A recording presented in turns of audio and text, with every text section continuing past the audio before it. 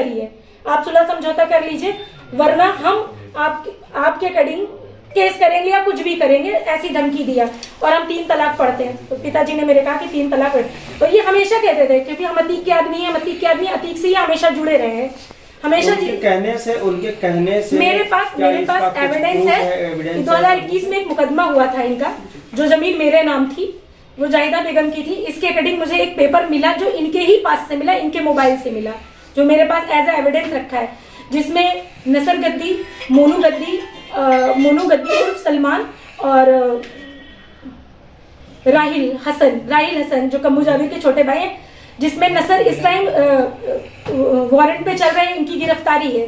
28 तारीख की इनकी कोर्ट में भी हेयरिंग है, सुनवाई है, जो भी है। मुझे इसके अकॉर्डिंग पता चला कि ये अतीक के आदमी है, और ये करैली थाने में ये रिपोर्ट दर्ज भी है जहां तक मुझे जानकारी है। और ये आपके कुछ सोशल मीडिया पे भी ये कुछ वायरल थी इनकी रिपोर्ट, जिसकी जानकारी नहीं है मुझे पूरी तरीके से। इस तरीके से मैं जान पाई इनके। अभी थोड़े दिन पहले कभी मेरे पास कुछ पेपर और प्रूफ रखा है, जिसमें इनके बड़े भाई के ऊपर भी मारपीट का भी रखा है। गलती होने के बावजूद ये मारते पीटते दबंग टाइप के सारे भाई बहन हैं। आपके अपने पारिवारिक जीवन में अभी तक जो भी कलेश या कलह आए हैं, इसके लिए आपने क्या कार्रवाई की है, कहाँ गई? सर, करैली थाना गई हूँ मैं, जिसमें कोई सुनवाई नहीं।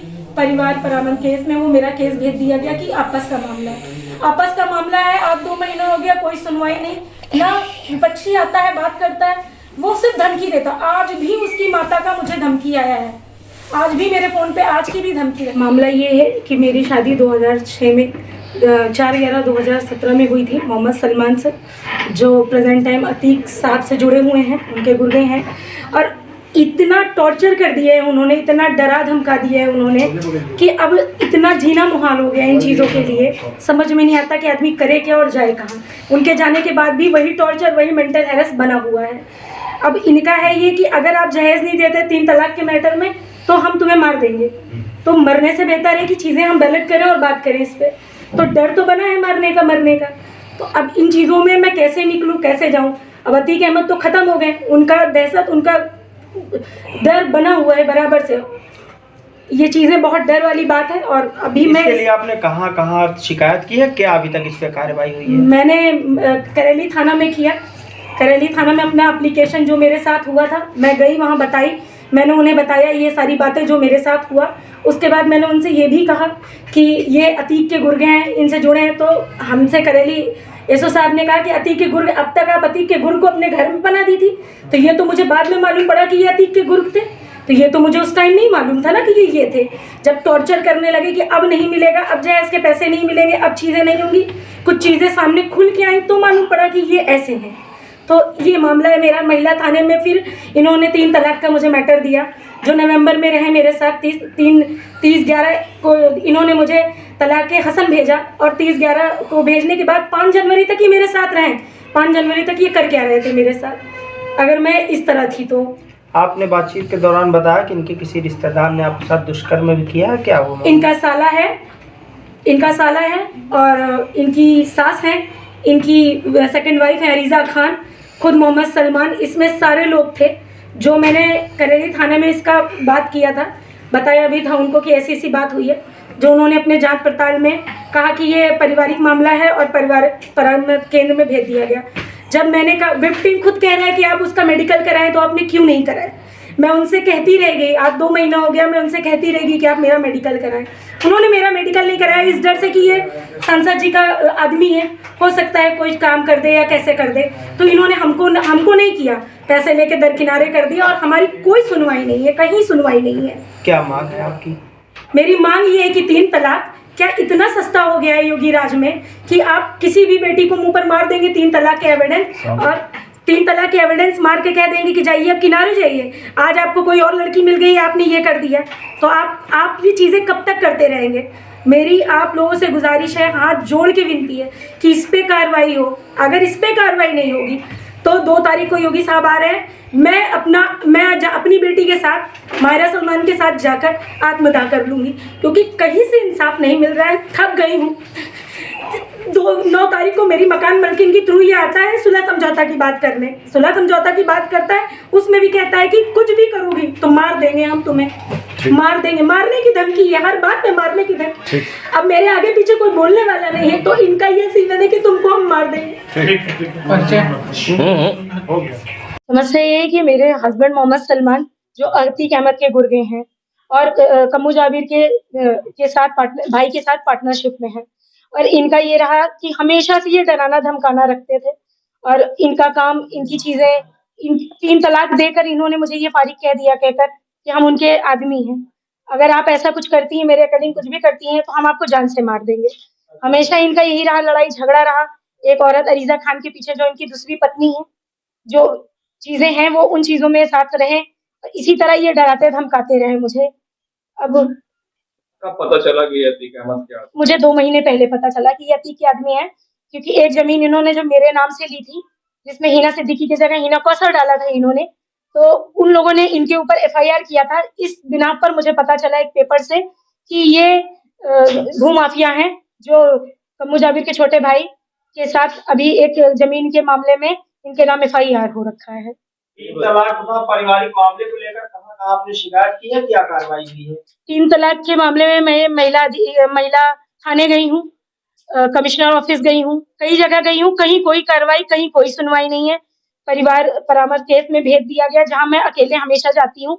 इस विपक्षी का कोई आना जाना नहीं है वहां पर। क्या मांग है? मांग ये है कि मुझे इंसाफ दिलाया जाए। मेरी बेटी के साथ है, मैं किराए के मकान में रहती हूँ। ये मुझे टॉर्चर करते हैं कि जहेज के लिए, जहेज नहीं देने की स्थिति है। मेरे फादर कैंसर से सर्वाइव है, मदर मेरी पैरालाइज है, तो मैं नहीं दे सकती हूँ। मेरा ये कहना है कि क्या 3 तलाक बेटियों के लिए इस तरह बना है? अगर इस पे कोई कार्रवाई नहीं होगी, 2 तारीख को योगी जी आ रहे हैं, मैं अपनी बेटी के साथ मैं आत्मदाह कर लूंगी। अगर इस पे कोई कार्रवाई नहीं हुई तो क्या बेटी इतनी इजी हो गई है कि आप 8 साल किसी की लड़की को रखते हैं, उसकी इज्जत, आबरू, मान सम्मान सब तार-तार कर देते हैं, और ये करने के बाद आप 3 तलाक का पेपर उसके मुंह पे मार देते हैं और कहते हैं चलो निकलो यहाँ से। मैं अपनी बेटी के साथ कहाँ जाऊंगी? मुझे इंसाफ चाहिए। आज तक मुझे अतीक अहमद के नाम से ये डराता आया है। इस डर से जब इसने मेरे साथ केस किया 5 तारीख को, तो मैं गई नहीं पुलिस स्टेशन, थाने गई, वहां बताया तो उन्होंने कहा अतीक अहमद के गुर को अब तक आप अपने घर में रखी थी, जब मुझे पता चलेगा तभी मैं बताऊंगी। कोई कार्रवाई, कोई सुनवाई नहीं है। आज ये प्रेस कॉन्फ्रेंस करने का सबसे बड़ा मकसद यही है कि इंसाफ चाहिए। इंसाफ नहीं मिला तो बेटी के साथ आत्मदाह कर लूंगी। ये आखिरी मेरा प्रेस कॉन्फ्रेंस है, तो आखिरी मेरा सब कुछ कहना है, पूरी जनता से ये आखिरी कहना है। अगर ये नहीं कोई अधिकारी मेरी बात सुनता तो मैं मार डालूंगी अपने आप को अपनी बेटी के साथ।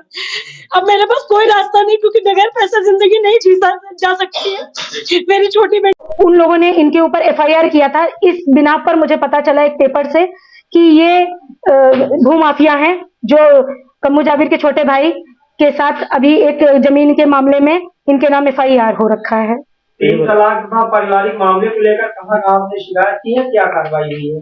3 तलाक के मामले में मैं महिला थाने गई हूँ, कमिश्नर ऑफिस गई हूँ, कई जगह गई हूँ, कहीं कोई कार्रवाई, कहीं कोई सुनवाई नहीं है। परिवार परामर्श केस में भेज दिया गया, जहाँ मैं अकेले हमेशा जाती हूँ।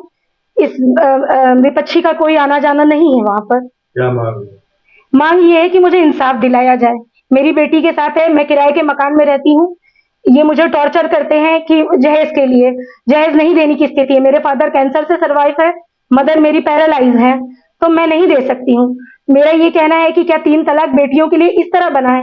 अगर इस पे कोई कार्रवाई नहीं होगी, 2 तारीख को योगी जी आ रहे हैं, मैं अपनी बेटी के साथ मैं आत्मदाह कर लूंगी। अगर इस पे कोई कार्रवाई नहीं हुई तो क्या बेटी इतनी इजी हो गई है कि आप 8 साल किसी की लड़की को रखते हैं, उसकी इज्जत, आबरू, मान सम्मान सब तार-तार कर देते हैं, और ये करने के बाद आप 3 तलाक का पेपर उसके मुंह पे मार देते हैं और कहते हैं चलो निकलो यहाँ से। मैं अपनी बेटी के साथ कहाँ जाऊंगी? मुझे इंसाफ चाहिए। आज तक मुझे अतीक अहमद के नाम से ये डराता आया है। इस डर से जब इसने मेरे साथ केस किया 5 तारीख को, तो मैं गई नहीं पुलिस स्टेशन, थाने गई, वहां बताया तो उन्होंने कहा अतीक अहमद के गुर को अब तक आप अपने घर में रखी थी, जब मुझे पता चलेगा तभी मैं बताऊंगी। कोई कार्रवाई, कोई सुनवाई नहीं है। आज ये प्रेस कॉन्फ्रेंस करने का सबसे बड़ा मकसद यही है कि इंसाफ चाहिए। इंसाफ नहीं मिला तो बेटी के साथ आत्मदाह कर लूंगी। ये आखिरी मेरा प्रेस कॉन्फ्रेंस है, तो आखिरी मेरा सब कुछ कहना है, पूरी जनता से ये आखिरी कहना है। अगर ये नहीं कोई अधिकारी मेरी बात सुनता तो मैं मार डालूंगी अपने आप को अपनी बेटी के साथ। अब मेरे पास कोई रास्ता नहीं, क्योंकि बगैर पैसे जिंदगी नहीं जी जा सकती है। मेरी छोटी बेटी मेंटल ट्रॉमा से झेल रही है, जो 6 साल की है।